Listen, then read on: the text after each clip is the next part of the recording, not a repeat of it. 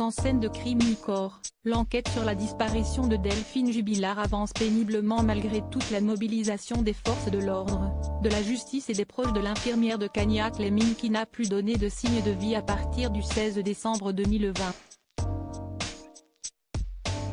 La voiture blanche d'un proche de Cédric, le mari de la victime, laissait l'espoir d'indices probants afin de retrouver les données d'un suspect depuis l'automne 2021. Le véhicule a été minutieusement analysé durant des mois et les résultats viennent d'être dévoilés aux médias. La dépêche du Midi, qui a pu se procurer le procès-verbal de l'expertise, a révélé l'expertise de la voiture qui aurait potentiellement pu servir à transporter le corps de Delphine Jubilard durant cette nuit fatidique de décembre. Il s'agit d'une Peugeot 306 que Cédric utilisait parfois et avec facilité puisque son propriétaire laissait les clés dans l'engin. Aucune trace de sang, aucun ADN appartenant à Delphine Jubilard ou à Cédric n'ont été retrouvés dans ce véhicule.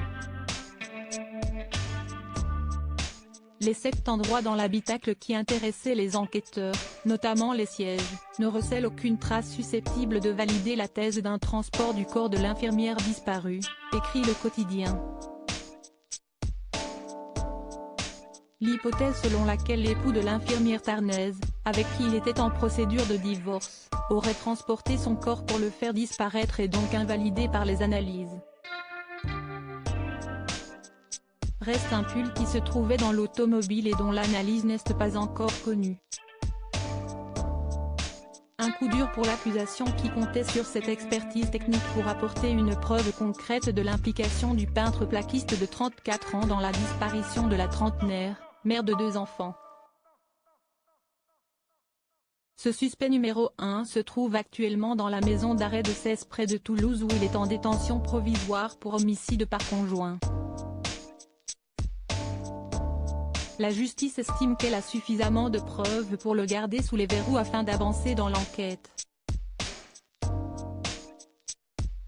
Il y a notamment des lunettes cassées qu'elle portait lors de son dernier soir dans sa maison, son fils Louis l'a affirmé puisqu'ils avaient regardé la télévision ensemble, et qui ont été retrouvées cassées. La cause du choc est une force extérieure, comme l'a indiqué l'analyse de l'objet.